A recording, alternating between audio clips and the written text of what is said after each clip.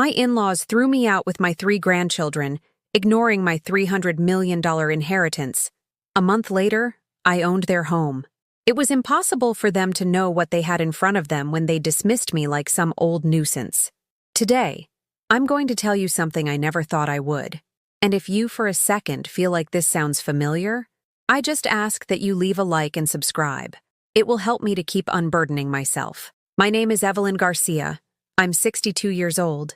And until recently, I thought my life was over when my daughter, Anna, disappeared, leaving me alone with her 3 little ones. My son-in-law, Jason, and his mother, Eleanor Ramsey, took me into their elegant Park Avenue apartment in New York City, but not out of kindness. They did it for social obligation, for the facade they cared so much about maintaining in front of the neighborhood. The morning that changed everything started like any other. I got up at 6 a.m. to make breakfast for the children: Mason, 8, Lucy, 5, and little Sammy, just 3 years old. Their sleepy faces would greet me from the kitchen table, that worn-out wooden table where the 4 of us ate, separate from the main dining room where the important family had their breakfast on French porcelain. I was wearing my faded blue robe, the same one I'd worn during my years as a nurse at Mount Sinai Hospital, back when I had a purpose, when my hands were useful for more than wiping noses and soothing nightmares. My slippers made that distinct sound against the house's polished marble floors, a sound that always reminded me that I didn't belong in that place of luxury. "Grandma, why can't we eat with Mommy's daddy?" Lucy asked, pointing toward the dining room where Jason was reading the Wall Street Journal while his mother reviewed mail with an air of importance. "Because they're busy with grown-up stuff, my sweet girl," I answered, stroking her brown hair that reminded me so much of Anna at her age. But the truth was crueler. We were a burden, a constant reminder that Anna had abandoned them, that their marriage had failed, that now they had to deal with a widowed mother-in-law and 3 grandchildren orphaned by a living mother. During those 6 months living under their roof, I learned to move like a ghost. I cooked in silence, cleaned without making a sound, and kept the children entertained in separate rooms so their cries or laughter wouldn't disturb the real inhabitants of the house. Eleanor, a woman of 65 with her hair perfectly coiffed and an expression of perpetual disapproval, only spoke to me to give orders or complain. "Evelyn, those children were too loud last night. Jason couldn't concentrate on his reports." "Evelyn, the electric bill has gone up since you arrived. Make sure they don't waste water in the showers." "Evelyn, remember this is not your house. There are rules to be respected here." Each sentence was a reminder of my position: tolerated, not welcome, a temporary burden until we found another place to go, though neither of them bothered to help me look for alternatives. That October morning, after taking the children to the local public school, because the private school they used to attend was too expensive for my budget, according to Jason, I returned to the apartment to find something that chilled me to the bone. Eleanor and her son were sitting in the elegant dining room, a pile of papers spread across the mahogany table, speaking in low voices as they pointed at numbers and dates. "Good morning," I murmured as I passed, but Jason held up a hand, demanding silence. "Wait, Evelyn, we need to talk to you." His tone wasn't the usual one. It was colder, more decisive. Eleanor watched me from her burgundy velvet-upholstered chair, with those small, calculating eyes that always made me feel like an insect under a magnifying glass. "Sit," she ordered, pointing to a simple wooden chair they had placed in front of them, as if I were an employee about to be fired. I sat down, my trembling hands clasped in my lap, feeling the weight of their gazes. The autumn light of New York filtered through the large dining room windows, illuminating the porcelain I had never touched, the paintings of New England landscapes I had never admired up close, all the elegance that surrounded me but had never belonged to me. "This is over, Evelyn. This isn't a nursing home or a charity. We gave you a roof over your head out of pity, but you and those kids have to go." Jason's words fell like stones in still water, cold, without a tremor in his voice, without a shred of humanity. My heart started beating so loudly I thought they could hear it. "Excuse me?" I whispered, because I couldn't believe what I had just heard. "You're a burden, Evelyn. An old woman with no future. You're not even real family." Anna left. You're nobody to us now. Eleanor nodded with satisfaction, as if she had been waiting for this moment for months. The children can stay. We'll find a suitable institution for them. But you have to leave. An institution? Are you talking about my grandchildren as if they were objects? They're Jason's children. He will decide what's best for them. My world collapsed. I felt as if someone had opened a floodgate in my chest and all the air rushed out at once. My hands began to shake uncontrollably, and for a moment, I couldn't speak. But I'm their grandmother. I've taken care of them since Anna left. Where do you expect me to go? To the street. That's not our problem, Jason replied with the same coldness he would use to discuss changing internet providers. We're giving you 3 days. After that, we're changing the locks. 3 days. 72 hours to disappear from the lives of the only beings who mattered to me in this world. The only ones who needed me. The only ones who still called me Grandma with genuine love. At that moment, sitting before that table of French porcelain where I had never been invited to eat, looking at the stony faces of 2 people who had decided my fate without consulting me, I knew the meaning of the word helpless. I couldn't sleep that night. I lay awake in the small back room I shared with Sammy, listening to his quiet breathing as memories crashed over me like furious waves. Each memory was a slap in the face, reminding me of everything I had given, everything I had sacrificed for this family that was now discarding me like trash. It all started 8 years ago, when Anna called me crying from the hospital. She'd had complications with Mason's birth and needed someone to care for her. Jason worked at a financial consulting firm and couldn't afford to take time off, according to him.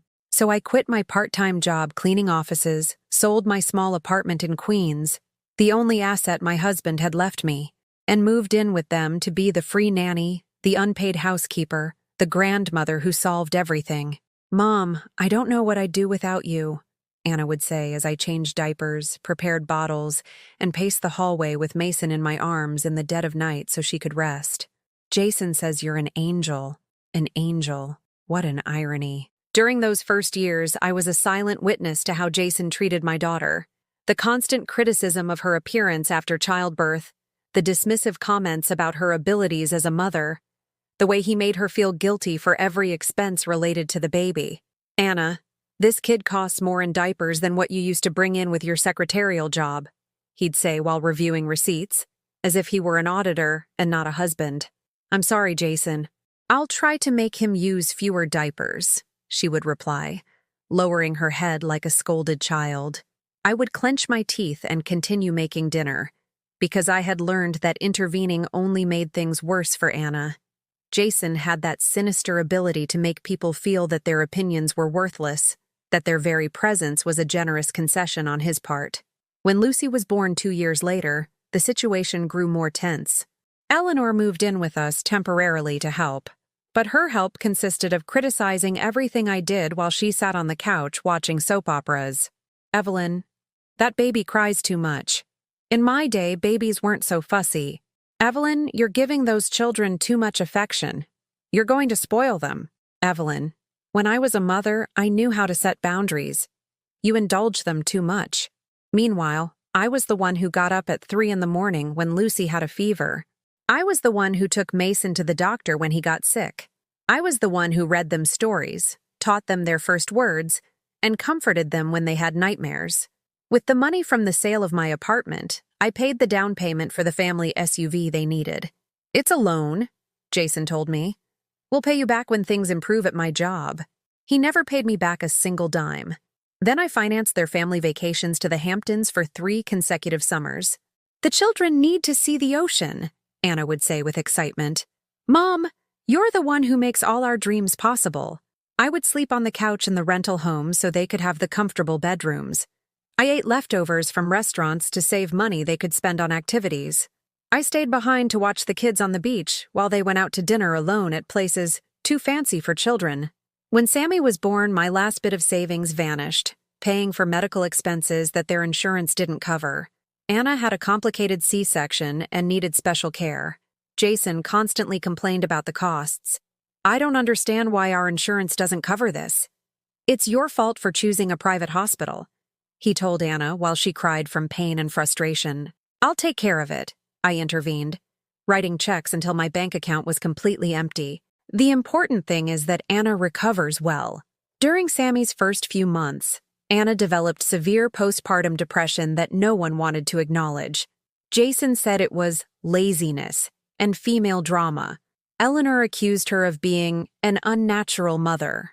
I was the only one who saw her real pain, her struggle to connect with the baby, her silent sobs in the bathroom every morning. Mom, I feel like a terrible mother, she confessed one night as I rocked Sammy. I don't feel what they say I'm supposed to feel. Honey, you're sick. You need professional help, I told her, stroking her hair. We'll go to the doctor tomorrow. I paid for months of psychological therapy without Jason knowing. I told him we were going to the park or shopping. The therapist explained that Anna needed medication and time. A lot of time to heal, but Jason grew impatient. When is she going to be normal again? I need a wife, not a patient.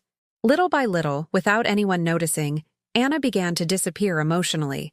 She would stare out the window for hours, answer in monosyllables, stopped taking care of her appearance, stopped smiling, stopped interacting with her own children. And I, as always, filled all the gaps. I was the one who made them breakfast every morning, who checked their homework, who attended parent-teacher conferences.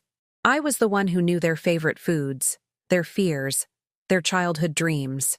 I was the one who hugged them when they cried and celebrated their small achievements. Mason had learned to walk by holding onto my skirt.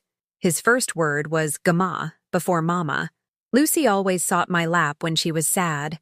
And Sammy, my little Sammy, followed me around the house like my shadow, whispering for me when he woke up scared in the night. Over those years, I spent every dollar I had on that family. Clothes for the children, educational toys, medicine when they were sick, books, school supplies.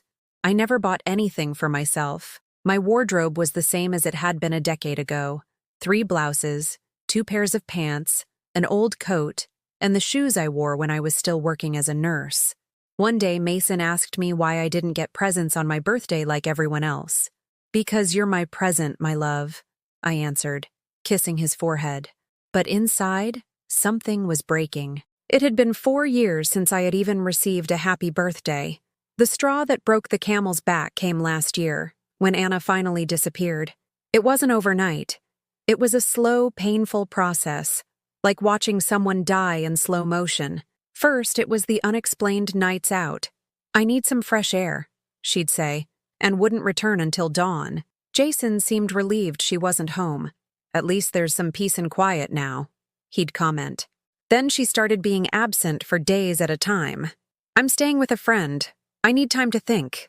The children asked about her constantly, and I made up excuses to protect their little hearts. Mommy is working on important things, I'd tell them while holding them tighter, trying to fill the void she was leaving behind. The last time I saw Anna, exactly 1 year and 3 months ago, she came in the middle of the night to pick up some things. I found her in her room, packing in silence. Are you leaving for good? I asked her. I can't do this anymore, Mom. I can't be the mother they need. I can't be the wife he wants.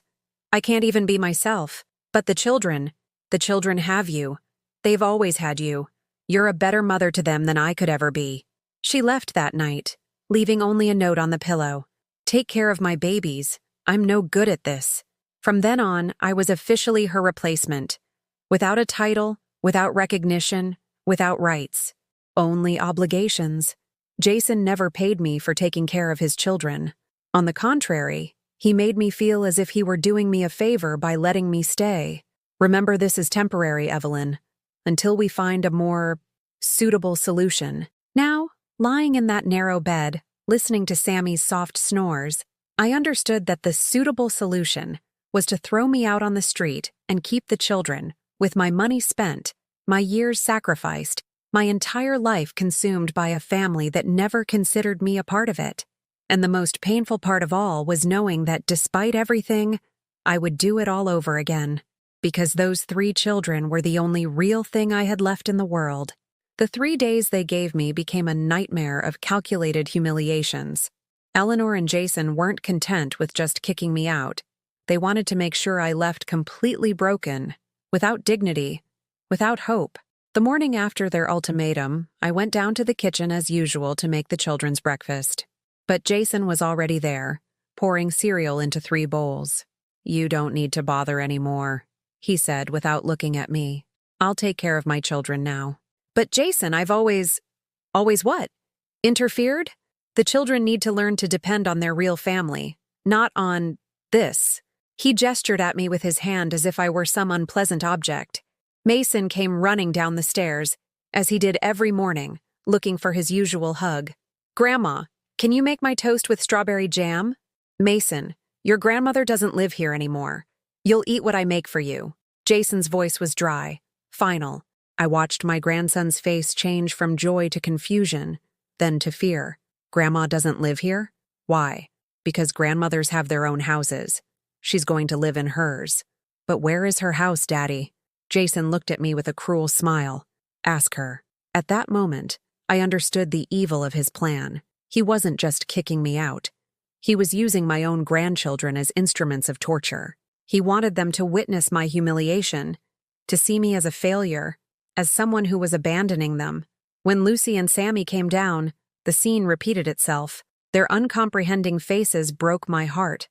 How do you explain to a 5-year-old girl that the person who has cared for her whole life is no longer welcome? How do you tell a 3-year-old that his grandma has to leave? "I don't want you to go," Lucy cried, clinging to my robe. "Did I do something wrong?" "No, my love. You did nothing wrong. Sometimes grown-ups make complicated decisions." "Evelyn," Eleanor interjected, appearing in the kitchen in her silk robe. "Don't confuse the children any further. They'll be perfectly fine without you. In fact, they'll be better off." That afternoon, as I gathered my few belongings into 2 garbage bags, because they wouldn't let me use suitcases, they're part of the household linen, Eleanor sat in a chair to supervise my packing as if I were a prisoner. "That sweater is mine," she said, pointing to a garment I had bought myself. "I gave it to Anna, and she never wore it." I didn't argue. I left it on the bed. "That medicine, too. It's too expensive to waste on you." It was my blood pressure medication, prescribed specifically for me, but I didn't say anything. I left it in the medicine cabinet. Jason appeared at the door with a smile that chilled me. "Evelyn, I need you to sign this." He handed me a legal document. "What is it?" "A statement that you voluntarily waive any claim to the children, that you acknowledge you have no legal right to see them." "What? Why do I have to sign that?" "Because if you don't, I'll make sure you never see them again. I have contacts in social services. I can get a restraining order against you for unstable behavior of a homeless elderly woman." The threat was clear. Either I signed the voluntary waiver, or he would invent accusations to legally ensure I lost my grandchildren forever. With trembling hands, I signed the paper. It was my emotional death sentence, but at least this way, there was a chance that someday, somehow, I might see them again. On the evening of my last day, the children came to say goodbye. Mason's eyes were red from crying. Lucy clung to my leg and wouldn't let go. Sammy didn't understand what was happening, but he sensed something terrible was. "Grandma, are you leaving because you don't love us?" Mason asked with the innocent cruelty of children. "Never, my love. Never. I love you more than my own life." "Then why are you leaving?" I couldn't answer. I couldn't destroy the image they had of their father, even though he was destroying mine. The next morning, Eleanor woke me at 5 a.m. "It's time. The children shouldn't see you leave. It would be too traumatic for them." The sky was gray, threatening rain. I carried my 2 bags to the front door where Jason was waiting with the car keys. "I'll take you to the bus station. From there, you're on your own." During the silent drive, it began to drizzle. By the time we reached the Port Authority bus terminal, it was a downpour. Jason didn't get out of the car to help me with the bags. "Jason," I said before getting out, "please, take good care of them." "Of course I'll take care of them. They're my children, not yours." I got out into the torrential rain. As the car drove away, I stood on the sidewalk, soaked to the bone, with my 2 garbage bags in my hands, not knowing where to go. I had spent all my savings on that family. I had no apartment, no job, no contacts. At 62, I was a homeless woman in a city that cost more than I could ever earn. I spent the first night in the waiting area of Penn Station. The security guards kept moving me along every few hours. "Ma'am, this isn't a hotel. You have to keep moving." The second night, I found shelter in an ATM vestibule. An older man, who had clearly been on the streets for a while, warned me, "Watch out for the local kids. Sometimes they come to bother those of us who sleep here." The third night, a woman from the Red Cross gave me an address. "There's a women's shelter in the South Bronx. It's not much, but it's better than the street." The shelter was an old, damp building with metal bunk beds and the pervasive smell of disinfectant mixed with human misery. I shared a room with 8 other women, each with her own story of abandonment, violence, or just plain bad luck. Maria was 55 and had lost her cleaning job when her company went bankrupt. Carmen had fled an abusive husband after 30 years of marriage. Pilar had been evicted when she couldn't pay rent after being diagnosed with cancer.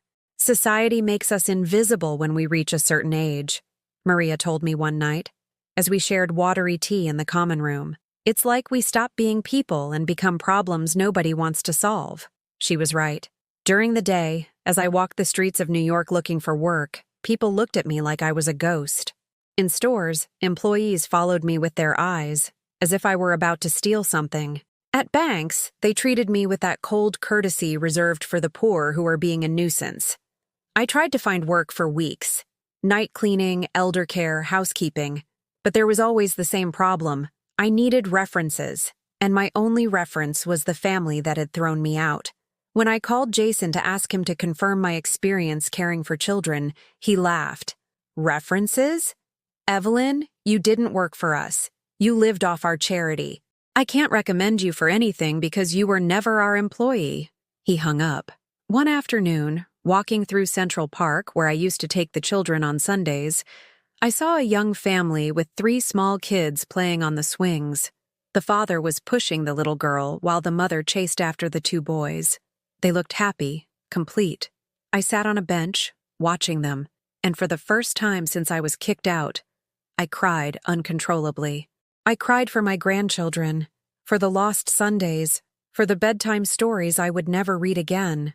I cried for the life I had given without reservation, and that had now been snatched away without explanation. An older man sat down next to me on the bench. He wore an old but clean suit and had the weary elegance of someone who had seen better days. "Excuse me, ma'am, are you all right?" "I lost my family," I said without looking at him. "Did they pass away?" "No, they threw me out." We sat in silence for a while, watching the children play. "Do you know what the worst part is?" I asked him. "That I'd do it all over again. If I could go back in time, I'd give everything I gave, because I truly loved them." "That doesn't make you a fool," he said gently. "It makes you human." When I returned to the shelter that night, there was a letter waiting for me at the front desk. The envelope was yellowed and had a postmark from Maine. It was from a lawyer in a small coastal town. "Dear Ms. Garcia," it read, "we regret to inform you of the passing of your uncle, Gonzalo Mendoza, which occurred 18 months ago. As the sole heir named in his will, we need to contact you to proceed with the formal reading of the will. My uncle Gonzalo, a solitary man who had lived in a remote town in Maine, whom I had visited only once every few years. The last time I saw him was 3 years ago, when he was sick and no one else in the family wanted to care for him. I stayed with him for a whole week, cooking for him, reading him the newspaper, taking him to the doctor. You're the only one who came, Evelyn," he had told me. "The only one who cared about an old man like me." "It's nothing, Uncle. It's what family does." "Family," he had repeated, looking at me with those tired eyes. Yes, real family. Now, sitting on that metal bunk in the shelter with that letter in my hands, I wondered if Uncle Gonzalo had left me anything. Probably a few belongings, maybe his humble little house in the town. I couldn't imagine that what I was about to discover would change everything. The next day, I took the first bus to Maine. I spent my last $40 on the ticket, taking with me only a change of clothes and the lawyer's letter. During the 8-hour ride, I tried to remember everything I knew about my Uncle Gonzalo. He was my mother's younger brother, a quiet man who never married or had children. He worked his whole life as an accountant for a shipping company, living alone in a stone house inherited from my grandparents. The family always considered him the loner, the one who never joined in celebrations, the one who sent Christmas cards but never showed up in person. The lawyer's office was in the historic district of the town, in a gray granite building that seemed to have been witnessing the secrets of local families for centuries. Mr. Aurelio Pasos was an elderly man with white hair and glasses that slid down his nose as he reviewed documents with the calm of someone who has dedicated his life to legal matters. Ms. Garcia, please have a seat. I'm sorry for the circumstances that bring us together. I sat in a cracked leather chair, feeling the weight of the damp Maine air seeping through the windows. The office smelled of old paper and furniture polish, the scent of institutions that have seen generations pass. Your uncle specifically instructed me to contact you only after his death. He said you would have to go through certain trials in life before receiving this. Mr. Pazos looked at me over his glasses. From your appearance, I gather those trials have already arrived. I nodded, aware of how I must look. My hair uncut for months, my clothes frayed, the dark circles under my eyes from not sleeping well since I'd been at the shelter. Mr. Mendoza was a very observant man. During his final years, he visited me regularly to update his will. He always said, "Aurelio, Evelyn is the only one in my family whose heart is in the right place. The others only show up when they need something, but she came when I needed her." The lawyer opened a thick folder and began listing assets I couldn't believe belonged to my humble uncle. Family home in Rockport, valued at $450,000. Condo in Portland, valued at $500,000. Timberland properties in 3 counties, valued collectively at $1.2 million. Each number hit me like a lightning bolt. How was it possible that my uncle, who lived so modestly, had accumulated so much?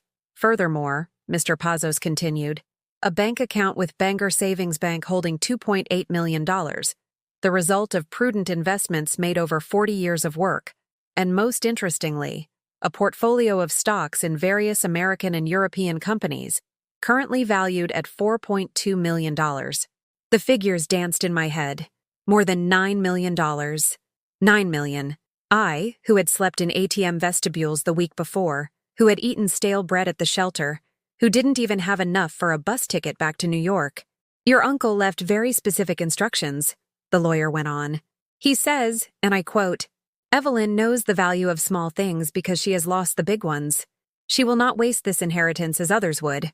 She will use it to rebuild what others have destroyed. He handed me a handwritten letter in my Uncle Gonzalo's shaky but legible script.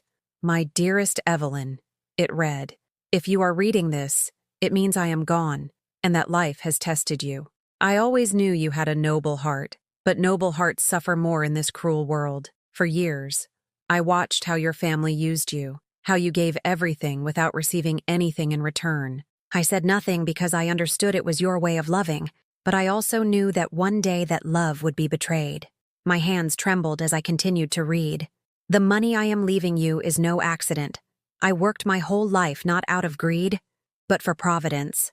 I knew that one day you would need resources to defend yourself from those who have harmed you. Do not use this money for revenge. Use it to reclaim your dignity. Do not spend it trying to buy the love you were denied. Invest it in building the life you deserve. The letter continued with specific instructions about investments, about a trust he had set up for family emergencies, and about banking contacts who would help me manage the inheritance. One last thing, Evelyn. During these years of solitude, I understood something that people with large families do not. True family is not the one who shares your blood, but the one who shares your pain. Those who love you unconditionally. Find that family. Build that family. The money will give you the tools, but only you can do the work. When I finished reading, tears were falling on the yellowed paper. Mr. Pazos handed me a tissue and waited patiently for me to regain my composure. We will need some time to process the entire inheritance, but I can advance you $100,000 immediately for your immediate expenses. The rest will be available in about a month. $100,000 immediately. More money than I had ever seen in my life. But what struck me most wasn't the amount, but the realization that during all those years of loneliness and sacrifice, someone had been watching. Someone had been preparing a way out for me. That night, I stayed at the best hotel in town. I requested a room with a view of the harbor and stood by the window for hours, watching the lighthouse beam as I processed everything that had happened. For the first time in months, I ate a full dinner: lobster, steamed clams, and a crisp white wine, flavors that reminded me of my childhood, when my mother would bring me to visit my grandparents, and everything seemed possible. After the third glass of wine, I took my cell phone, the same basic device I'd had for years, and dialed Jason's number. It was 10 p.m. in New York, the perfect time to interrupt his sacred routine of watching the financial news. "Evelyn, how did you get my number? I told you not to bother us anymore." "Jason, I need to talk to you. We have nothing to talk about. You signed the papers. You have no right to— I want to buy your apartment." Silence on the other end of the line. Then a laugh. "Buy my apartment? Evelyn, have you completely lost your mind? Our place is worth at least $2 million. You don't even have 2,000. I'm offering 3 million. Another pause. Longer this time. "Evelyn, I don't know what kind of joke this is, but it's not funny. If you call again, I'll have to take legal action." "It's not a joke, Jason. I'll wire the money tomorrow. $3 million cash." "You're lying. It's impossible for you to have that kind of money. I'll text you the bank confirmation in 5 minutes. If you accept, we sign the day after tomorrow. If not, I'll find another place and you can stay where you are. But remember, you'll need to find someone to take care of the kids when my offer is gone." I hung up before he could reply. Then I called Mr. Pazos, who, despite the late hour, answered immediately. "Mr. Pazos, I need to make an urgent wire transfer tomorrow. It's to buy a home." "Ms. Garcia, are you sure? We've just reviewed your financial situation. There's no need to make such hasty decisions." "It's exactly the right decision at exactly the right time. I stayed up all night, not from insomnia, but from energy. For the first time in years, I felt like I was in control of my own life. The money wasn't the most important thing, though it obviously solved immediate problems. But the feeling of power, of not depending on the charity or patience of others. The next morning, my phone rang before 8. "Evelyn, it's Jason. About last night. Were you serious?" "Completely serious." How did you get so much money?" "That's not your problem, Jason. Do you accept the offer or not?" Another long pause. I could picture him calculating, thinking about the implications. 2 million was the market value, but getting 3 million cash, no mortgage, no bank complications, no waiting. "I accept, but I want the money before I sign anything." "Of course. I'll wire a $100,000 deposit today. The rest when we sign the deed." "And the children? What about the children, Jason?" "Well, they're used to living there. It's their home. It was my home too, remember? The home where I took care of your children for free for years, where I spent my savings supporting your family, where I slept on the floor so they could have comfortable beds." "Evelyn, don't be bitter. That was all your decision. You're right. And this is my decision too." When I hung up, I was smiling for the first time in months. It wasn't a bitter or vengeful smile. It was the smile of someone who had finally found the right words at the right time. That afternoon, as I strolled through the cobblestone streets, I reflected on what I was about to do. It wasn't revenge. It was justice. It wasn't cruelty. It was balance. For years, that family had treated me as if I had no value, as if my sacrifices were worthless, as if my love didn't deserve respect. Now they would have to face the reality of living without me, but they would also have to do it knowing that the woman they had scorned had more resources than they could ever imagine. But most importantly, my grandchildren would live in a home that belonged to them by emotional right, even if it was legally mine. It was my way of protecting them without having to beg for permission to love them. I returned to New York 3 days later with a new suitcase, new clothes, and a smile I hadn't worn in years. I had booked a suite at the St. Regis, in the same elegant neighborhood where Jason and Eleanor lived. The irony was delicious. The woman they had thrown out into the rain was now staying a few blocks from their home, in a room that cost more per night than they spent on groceries in a week. Jason had kept his word. What choice did he have? And the paperwork for the apartment was already in process. The initial $100,000 transfer had been enough for both him and his mother to completely lose the composure they valued so highly. According to the doorman, who later told me everything, Eleanor had spent 2 full days calling all her banking contacts, trying to find out how a cleaning lady had suddenly come into so much money. Could she be involved in something illegal? She had asked her branch manager at Chase. Drug money? Scams? A fake lottery? She speculated with her friends at the bridge club. The truth was, they couldn't accept that the woman they had treated like trash for years had turned out to be wealthier than them. It was a wound to their ego that would never heal. On the day of the closing, I arrived with my new lawyer, Michael Hernandez, one of the top real estate attorneys in New York, recommended by Mr. Pazos. He was an elegant man in his 50s who radiated the quiet authority that comes from constantly handling large fortunes. Jason and Eleanor were already at the law office when we arrived.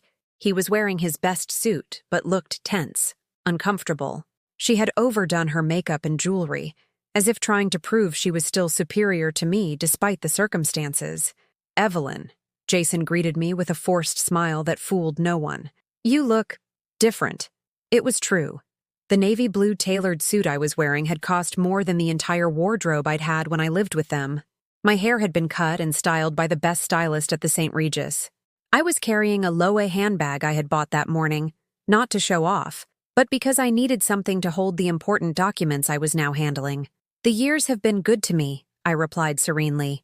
Eleanor watched me with a mixture of curiosity and resentment she couldn't hide. "I don't understand how someone in your situation can afford these luxuries." "My situation has changed, Eleanor. As you can see." The lawyer invited us to sit around a mahogany table while he reviewed the documents. The room was lined with legal books and old maps of New York, creating a solemn atmosphere that perfectly suited the moment. "All right," Mr. Hernandez announced. "We are proceeding with the sale of the residence located at 890 Park Avenue, apartment 4B. The agreed-upon price is $3 million, to be paid in full at the time of signing." Jason cleared his throat nervously. "About that, Evelyn, we wanted to talk about the terms of when you need us to leave." "Excuse me? The apartment is very large. We were thinking that maybe you could consider letting us stay in one section while we look for another place. The children are used to living here, and such an abrupt change." I couldn't believe what I was hearing. Even while selling their home, even while receiving $3 million from the woman they had humiliated, they still had the audacity to try to negotiate conditions. "Jason," I said in the calmest voice I could manage, "when you threw me out of that home, did you ask me if I had a place to go?" "Well, that was different." "Different how? Because I didn't have money to defend myself?" Eleanor intervened with her usual condescending tone. "Evelyn, don't be so dramatic. We always knew you'd find a way to land on your feet. Women like you are resilient." "Women like me," I repeated slowly. "And what are women like me, Eleanor?" "Well, used to hardship. You know how to adapt." "I see. And women like you, I suppose, require more consideration." "Naturally, we have certain standards of living to maintain." Mr. Hernandez watched us with the neutral expression of someone who has witnessed thousands of family dramas in his office. He cleared his throat gently to regain our attention. "Ladies and gentlemen, if you'll allow me, let's proceed with the signing. The terms of the contract are clear. The property is to be delivered vacant within a maximum of 30 days. Jason signed the papers with trembling hands. When it was my turn, I held the pen for a moment, looking at the document that officially made the home where I had suffered so many humiliations my legal property. "One question, Jason," I said before signing. "During all those years I lived with you, did you ever consider me part of the family?" "Of course we did, Evelyn. You're my children's grandmother. Then why did you kick me out?" "We already explained. The situation had become complicated." "Complicated for whom?" "For everyone. The children needed stability, not the confusion of having 2 mother figures." "I see. And now that I'm the owner of the home where you live, do you still think I'm a source of confusion for the children?" Jason looked at me, unable to answer. Eleanor looked like she was about to explode, but the formal setting of the law office forced her to maintain a facade of decorum. I signed the papers with a satisfaction that was hard to describe. It wasn't malicious triumph. It was the deep satisfaction of having reclaimed something that should have always been mine, the right to be treated with dignity. After the signing, as we were leaving the building, Jason caught up with me on the street. "Evelyn, we need to talk in private." "About what?" "About the children. They miss you a lot." For the first time in this whole ordeal, I saw real vulnerability in his expression. It wasn't manipulation or financial interest. It was a father who was beginning to understand that he had lost more than he gained when he threw me out. "Oh, really? Have they told you that?" "Mason asks about you every day. Lucy cries at night, asking for you to come back. And Sammy stopped talking last week." It felt like a knife in my chest. My little Sammy, who had just started forming full sentences, who followed me around the apartment like my shadow, had stopped talking. "Did you take him to a doctor?" "Yes. He says it's emotional trauma from your absence, that he needs stability, routine. He needs his grandmother." "How funny. A month ago, you told me the exact opposite." "Evelyn, please. I know we made mistakes, but the children aren't to blame." He was right, and that was the most painful part of it all. My grandchildren had been the collateral damage in a war between adults. They hadn't asked to lose their mother when Anna left. They hadn't asked to lose their grandmother when I was kicked out, and they hadn't asked to live in the middle of this emotional chaos. "What are you proposing, Jason? Stay in the apartment. With us. Like before." "Like before? As an unpaid servant with no rights?" "No, as part of the family. For real this time. And what has changed that suddenly makes me part of the family?" He didn't answer, but we both knew the answer. What had changed was my bank account. Now that I had money, now that I owned his home, now that I had power, I was suddenly welcome. "Let me think about it," I told him, though I already knew what my answer would be. That night, in my hotel suite, I received a call I wasn't expecting. It was Mason. He had gotten my number by calling the hotel and saying he was my grandson. "Grandma? Is that you?" His little voice cut through all my defenses like an arrow straight to my heart. "Yes, my love. It's me." "Grandma, why did you leave? Did I do something bad?" "No, my sweet boy, you did nothing wrong. Sometimes grown-ups make difficult decisions that children don't understand. Dad says you have a new house and that we can come live with you. Would you like that?" "Yes, and Lucy would too. And Sammy doesn't talk, but I think he would want to too." After I hung up, I stared at the phone for hours. For the first time since inheriting my uncle's fortune, I wondered if money really solved problems or just complicated them in different ways. One thing was certain: the next few days would bring decisions that would change our lives forever. But this time, I would be the one making them. I made the decision that very night. I would not go back to living with them as before, subjecting myself to their humiliations in exchange for scraps of affection. But I wouldn't punish my grandchildren for the sins of the adults either. There was a third option, one that no one expected. The next day, I called Jason. "I accept to return to the apartment," I said without preamble. "Evelyn, thank you. The children will be so happy. But on my terms." Silence on the other end of the line. "What terms?" "First, you and your mother will move into the basement guest suite. The children and I will occupy the main floor." "But Evelyn, that suite is tiny. It only has 2 rooms. It's larger than the back room you kept me in before. Second condition, Eleanor finds another place to live. I will not live under the same roof as her." "That's impossible. She's my mother. And I am the owner of the apartment. Third condition, you will hire a full-time housekeeper and a professional nanny. I am not your free servant." "A housekeeper? But you always liked to cook and clean." "I liked taking care of my family." "You made it very clear that I am not family. Now I am the landlord, and landlords don't scrub floors." I could imagine his stunned face. For years he had assumed that my love for the children meant I must also serve the adults for free. Fourth condition, the children will go to therapy to process Anna's abandonment and all these changes. And fifth, if you ever, for any reason, disrespect me or try to throw me out again, I will give you 24 hours to vacate my property permanently. Is that clear? Evelyn, this is drastic. More drastic than throwing me out in the rain without any notice. But my mother, she's not going to accept. Jason, your mother no longer has a say in this home. The apartment is mine, and these are my terms. You accept all of them, or the four of you find somewhere else to live. I need time to think. You have until 5 p.m. tomorrow. If I haven't received your affirmative response by then, I will begin eviction proceedings. I hung up and poured myself a glass of expensive wine on the terrace of my suite. New York City stretched out before me like a tapestry of lights and possibilities. For the first time in decades, I felt like my life was completely my own. The answer came the next day at 4:30 in the afternoon. I accept all your conditions, Jason said in a defeated voice. All of them? All of them. My mother will stay with my sister in Boston temporarily while she looks for an apartment. And the rest?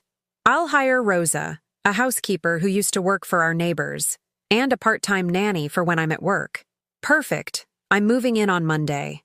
That weekend, I bought everything I needed to turn the master bedroom into my personal sanctuary. A king-size bed, a mahogany desk, a reading chair, a state-of-the-art television. I also completely redesigned the children's rooms. New beds, educational toys, books, colorful decor that reflected their individual personalities. On Monday morning, I arrived in a taxi loaded with suitcases and boxes. Jason was waiting for me at the door with a tense smile that fooled no one. Mom's move is scheduled for tomorrow, he informed me. Good. Where are the children? At school. I thought it would be better for them to adapt to the changes gradually.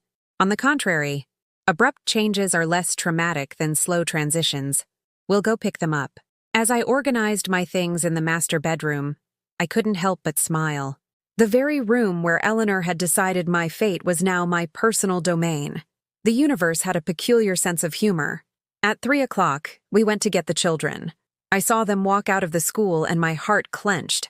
Mason was walking with slumped shoulders. Lucy's eyes were puffy as if she'd been crying. And Sammy? My little Sammy was walking in silence, clinging to his older brother's hand. Grandma! Mason shouted when he saw me. He ran to me with a desperation that broke my soul. He clung to my waist as if he feared I would vanish. Lucy looked at me with suspicion before slowly approaching. Are you really going to stay this time? Yes, my love. This time is forever. Sammy said nothing, but when I knelt in front of him, he let me hug him with the total surrender that only small children have. That night, I made dinner in my own kitchen, because it was now my kitchen, while Rosa, the new housekeeper, set the table. It was strange giving orders after years of taking them, but I got used to it quickly. We ate in the main dining room, because it was now our main dining room, while Jason ate alone in the small basement suite. The children seemed bewildered by the role reversal, but also relieved. There was something in the atmosphere that gave them a sense of security. Finally, the person who loved them unconditionally was in control. After dinner, once the children were bathed and in their pajamas, we sat on the living room sofa for a conversation they had been avoiding for months. Kids, I began gently, we need to talk about everything that's happened. Mason looked at me with those serious eyes he had developed too soon. About why Mommy left. And about why you left too, Lucy added. Sammy was still silent, but his big, dark eyes watched me with an intensity that physically hurt. Sometimes grown-ups make wrong decisions when we're sad or confused, I explained. Your mommy was very sick on the inside, in her heart and her mind, and she thought the best thing to do was to leave so she wouldn't hurt you. But she hurt us more by leaving, Mason said with a maturity an 8-year-old shouldn't have. You're right. Sometimes when people are sick, they can't think clearly about what's really best. And why did you leave? Lucy asked. Because your daddy and your grandmother thought you didn't need me anymore. They were wrong, but at that moment, I couldn't do anything to stay. But now you can? Now I can. And I'm never leaving again. Sammy, who had been listening in silence, finally opened his mouth and whispered, Promise? It was the first word he had spoken in weeks, and it almost made me cry. Promise, I said, sealing it with a kiss on his forehead. The following days were a strange but satisfying period of adjustment. Eleanor left for Boston with a suitcase full of resentment and veiled threats about when things get back to normal. She didn't say goodbye to me, but I didn't expect her to.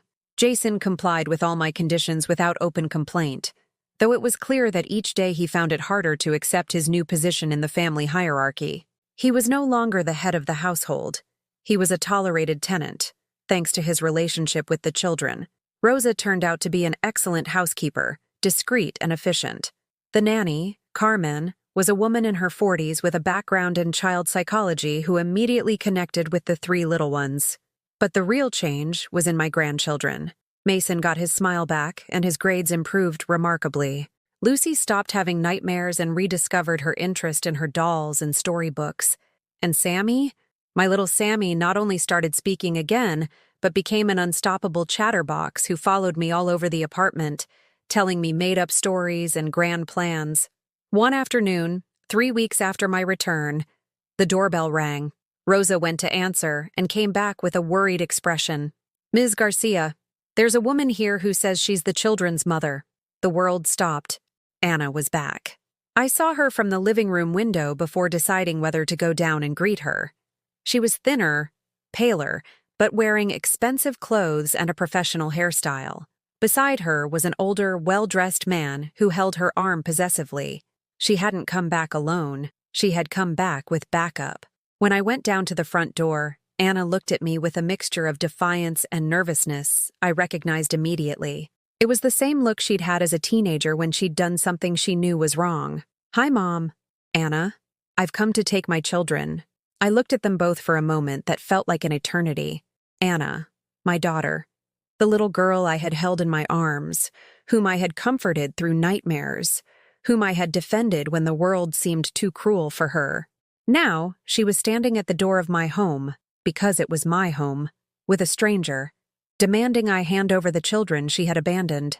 "May I ask where you've been for the last year?" I said, with a calmness that surprised me. "Rebuilding my life, finding stability so I can offer my children a real home." "I see. And is he part of that stability?" I gestured to the man with her. "This is Edward Hughes," Anna replied, lifting her chin with an arrogance I didn't remember in her. "My fiancé. He's a businessman. He has the resources to take good care of the children." Edward Hughes was in his 50s, wearing an expensive suit and that look of superiority that men accustomed to buying whatever they want develop. He looked at me as if I were a minor obstacle in a business negotiation. "Ma'am," he said condescendingly, "we understand you've taken care of the children during this difficult time. We're prepared to compensate you financially for your trouble." Compensate me?" I repeated slowly. "For my trouble? Of course. Anna told me you don't have many resources. We can offer you a generous sum so you can start your life over somewhere else." The audacity was breathtaking. They had come to buy my grandchildren and thought I would be an easy sale. "How much?" I asked, curious to see just how far their nerve would go. $50,000, Edward announced as if it were a fortune. "It's more money than you've ever seen in your life." I couldn't help but smile. "You know, you're right. That is a lot of money." Anna seemed to relax, thinking she had won. "But it's not enough," I continued. "How much do you want?" Edward asked impatiently. "I don't want your money. I want you to get off my property, right now."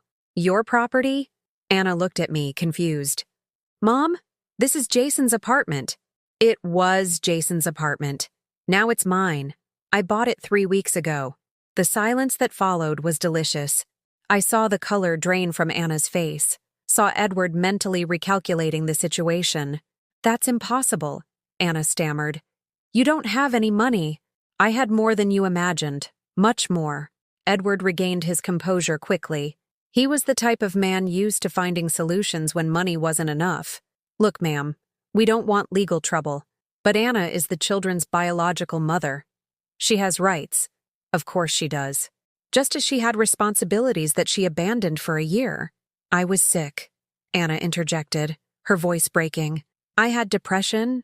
I couldn't—" "I know, honey. I was there when you got sick. I paid for your therapy. I took care of your children. I held your family together while you recovered. But then you disappeared. I needed time. A year, Anna. A year without a single call. A single letter. Without even asking if your children were alive or dead." Tears started to fall down her cheeks, but they didn't affect me like they used to. I had cried too much for her over the past months. "Mom, please, I've changed. Edward is going to help me be a better mother. Edward is going to help you? And what happens when Edward gets tired of playing house? Do you disappear again? That's not going to happen. How can I know that? How can the children know that? Just then, I heard footsteps on the stairs. Mason was coming down slowly, with Lucy and Sammy behind him. They had heard unfamiliar voices, and their childish curiosity had overcome the orders to stay in their rooms. "Grandma?" Mason asked in a small voice. "Who is this lady?" The world stopped. My 8-year-old grandson did not recognize his own mother. Anna put her hands to her chest as if she had taken a physical blow. "Mason, it's me. It's Mommy." Mason looked at her in confusion, then looked at me for confirmation. Lucy clung to my leg, intimidated by the strangers. And Sammy, my little Sammy, hid completely behind me. "Mommy?" Mason repeated slowly, as if trying to recall a word in a foreign language. "Yes, my love. I'm your mommy. I've come back to take you with me." "But I don't want to go," Mason said with surprising clarity. "My grandma is here. This is my home. My things are here." "Mason, listen to me." Anna stepped forward, but he instinctively backed away. "Why did you leave?" he asked with the brutal honesty of children. "Why didn't you say goodbye?" Anna had no answer for that. How do you explain to an 8-year-old that his mother had decided it was easier to run away than to fight? Edward, seeing that the emotional approach wasn't working in his favor, switched tactics. "Look, this can all be resolved civilly. We'll go to court. A judge will decide what's best for the children." "Perfect," I replied without hesitation. "Let's go to court." My confidence unsettled him. He expected the legal threat to intimidate me. "Ma'am, I don't think you understand the implications. The courts always favor biological parents, especially when they can demonstrate financial stability." "Financial stability?" I repeated. "Edward, is it?" "Allow me to explain something about financial stability." I took out my cell phone and dialed my lawyer's number. "Michael, it's Evelyn Garcia. Could you come to my home right now? I need you to bring my portfolio documents." "Yes, all of them." "Thank you." I hung up and looked at them serenely. "My lawyer is on his way. When he gets here, you can see exactly how much financial stability I have to offer my grandchildren." Anna stared at me as if I were a stranger. "Mom, what happened to you? I don't recognize you." "What happened is that I learned my own worth, honey. I learned that I don't have to beg for love or accept scraps of affection. I learned that I can protect the people I love without having to sacrifice myself into oblivion." The children had been listening to the whole conversation without fully understanding the implications, but they grasped the emotional tension.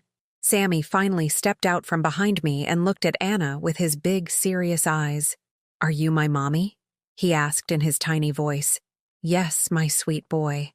"Why didn't you come when I was sick?" The question was like a bullet. Simple, direct, lethal. Anna knelt in front of him, trying to find words that didn't exist. Because Mommy was sick too, but I'm all better now. Grandma never left when I was sick," Sammy said with the implacable logic of small children. "I know, sweetie. Grandma is very good." "Then why do you want to take me away from Grandma?" Anna looked at me over Sammy's head, and for the first time in this conversation, I saw real vulnerability in her eyes. Not manipulation, not calculation, but the painful recognition of what she had lost. "Mom," she said quietly, "can we talk alone?" I nodded and asked Rosa to take the children to the playroom. Edward protested, but Anna asked him to wait in the car. When we were alone in the living room, my daughter collapsed onto the sofa and cried in a way I hadn't seen since she was a teenager. "Mom, I've made so many mistakes," she sobbed. "When I left, I didn't know what I was doing. I just knew I was drowning, that every day was torture, that I couldn't be the mother they needed. I understand, Anna.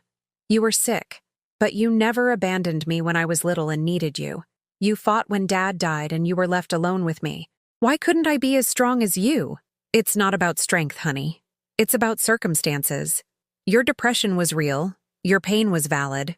Then why can't I take my children?" I looked at her for a long moment, searching for the right words. "Because in the year you were gone, they created a new reality. A reality where I am their primary maternal figure, where this home is their safe place, where they've learned to trust again after you abandoned them. But I'm their mother. Biologically, yes. Emotionally, they no longer recognize you. Did you see Mason's reaction? To him, you're a stranger who has come to take them away from their home. Anna cried harder. What can I do? I love them, Mom. I love them so much. I know.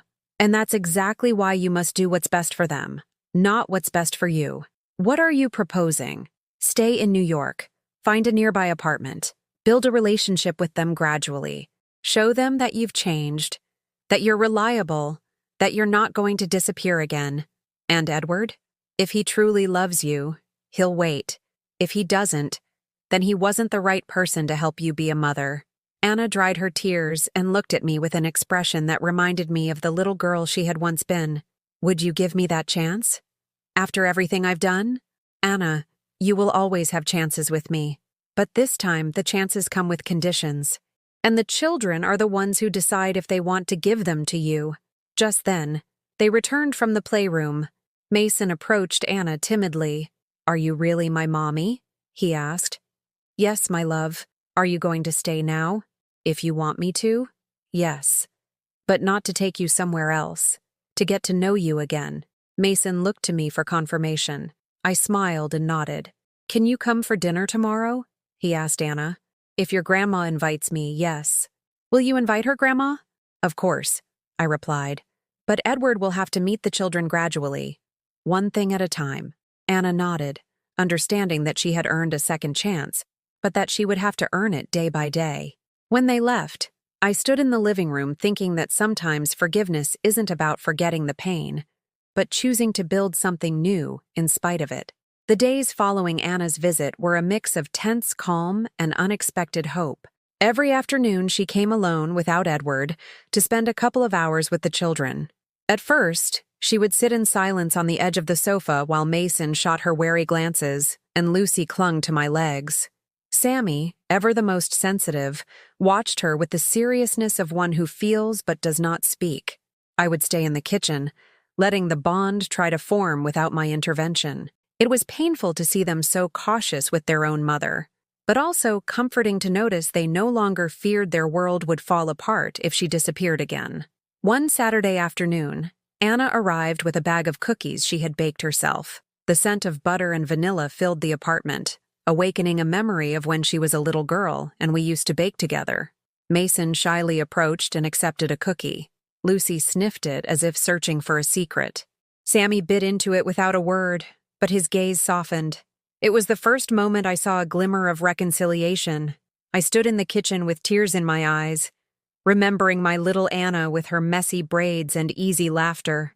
The woman before me was different. She had known darkness and, perhaps, had learned to fight it.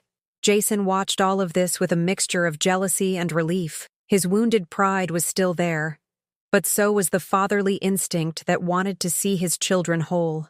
One night after the children were asleep, he approached me as I was closing the living room windows. "Thank you for letting Anna see them again," he murmured. I looked at him without answering right away. For months I had wanted an apology, but in that moment, I understood it might never come in the exact words I wanted. His "thank you" was the closest he could get to admitting fault, and for the first time, I didn't need more. "Evelyn," I told myself, "this isn't a battle anymore. You've reclaimed your voice, your dignity, and the children's security. The war is over." I felt the weight I had been carrying in my chest since that rainy morning at the bus station begin to lift. Anna rented a small apartment a few blocks away. It wasn't luxurious, but it was bright, with white walls and balconies overlooking a park full of chestnut trees. She invited the children to see it one Sunday afternoon. I went with them, not to supervise, but to give them a sense of security. While Lucy ran from room to room and Sammy played hide-and-seek behind the curtains, I saw Mason take his mother's hand. It was a simple gesture, but in that silent touch, I knew the bridge was beginning to be built. Weeks turned into months. Anna fully committed to her therapy, attending sessions twice a week. Edward, surprisingly, stayed in the background. I met him for a brief meeting and, to my relief, he was respectful and patient. "I know you're wary of me," he said, "but I just want to support Anna as she gets her children back." I looked into his steady gaze and knew that, for now at least, he wasn't a threat. At home, life found a harmonious rhythm. Rosa became a cornerstone of our new family, and Carmen, the nanny, helped the children express their emotions. Sammy started laughing out loud again. Lucy began dance classes, and Mason discovered an unexpected talent for the piano. Every bit of progress was a reminder that stability, more than money, was the true gift I could offer them. One spring day, Mason came to me as I was reading in our building's private garden. "Grandma, are you really rich?" he asked with the sincerity only a child can have. I smiled. "I have enough so that we'll never need anything." "Then why don't we live in a palace?" I laughed softly. "Because being rich isn't about having a palace, Mason. It's about having a home where no one makes you feel like you don't belong." He hugged me, and I knew he understood more than his words could say. Over time, Jason accepted that my presence and authority were permanent. He even started consulting me on important decisions, from choosing a school for Lucy to family investments. It wasn't submission, but an acknowledgement that we now shared a common goal: the children's well-being. Our relationship stopped being a power struggle and became a silent partnership. One summer afternoon, while I was making lemonade, I got a call from Mr. Pezos in Maine. "Ms. Garcia, just wanted to inform you that the total value of your portfolio has increased. Your investments in renewable energy have performed better than expected." I smiled. The money kept growing, but what truly mattered was right in front of me: children's laughter, a daughter in the process of redemption, and a home full of life. The true end to this chapter came a year later, on Mason's 9th birthday. We decided to throw a big party in the garden. Blue and white balloons, tables with homemade cakes, music filling the air. Friends from school in the building came, and for the first time, Anna arrived early with Edward to help decorate. They brought modest but meaningful gifts: an adventure book Mason had wanted and a handwritten letter from Anna promising to be present for every new chapter of his life. When it was time to blow out the candles, Mason looked around the table, at his father, his mother, his grandmother, his siblings. "I have everything I want," he said before closing his eyes and making a wish. I didn't know what he wished for, but in his smile, I saw the peace I had so longed for. After the party, Anna found me in the kitchen. "Mom," she began, "I can never repay you for everything you did for me and my children, but I want you to know that every day I try to be the mother they deserve, and that's because of you." I hugged her.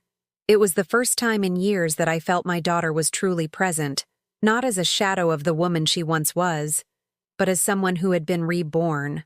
That night, when everyone was asleep, I walked through the quiet apartment. I touched the walls, the frames of the new photos where we were all smiling together. I remembered the rainy night at Penn Station, my Uncle Gonzalo's letter, the tears of helplessness, and I understood that every painful step had been necessary to get here. My uncle's money allowed me to reclaim my life, yes, but the real miracle was how it transformed all of us. It forced us to confront uncomfortable truths: Anna's abandonment, Jason's arrogance, my own habit of sacrificing myself without limits. We learned that dignity isn't bought. It's defended, built day by day. In time, I decided to create a foundation in my Uncle Gonzalo's honor to help older women who, like me, had been made invisible in their own families. "True worth isn't in what we give without measure," I wrote in the Foundation's mission statement, "but in recognizing when we deserve to receive." Every time a woman found refuge through that initiative, I felt my journey of pain had a purpose. Anna continued to rebuild her bond with the children. Mason started calling her mom without hesitation. Lucy shared her curious girl secrets with her, and Sammy, my brave little one, hugged her every time she walked through the door. I watched it all with a full heart. They had their mother back, and I had the certainty that, no matter what happened, I would never again allow anyone to take away our right to be a family. One autumn afternoon, as we all walked through Central Park, the same park where I had cried in loneliness a year before, Sammy took my hand and said, "Grandma, this is the best day of my life." I looked up at the sky, filled with golden leaves, and felt that my Uncle Gonzalo was smiling down from somewhere. His inheritance didn't just save me, it saved all of us. I took a deep breath, letting the crisp air fill me with gratitude. I had started this story as a discarded woman, but I was ending it as the master of my own destiny, surrounded by the true family that is built with love, forgiveness, and courage. Life lesson: True wealth isn't found in money or property, but in the courage to defend our dignity and the ability to love without losing self-respect. Sometimes the path to justice and reconciliation begins the day we stop asking for permission to exist. Have you ever had to reclaim your dignity after someone made you feel worthless? Answer in the comments and tell us your experience or that of someone you know. If this story moved you, leave a like and subscribe to the channel so this message can reach those who need to hear it.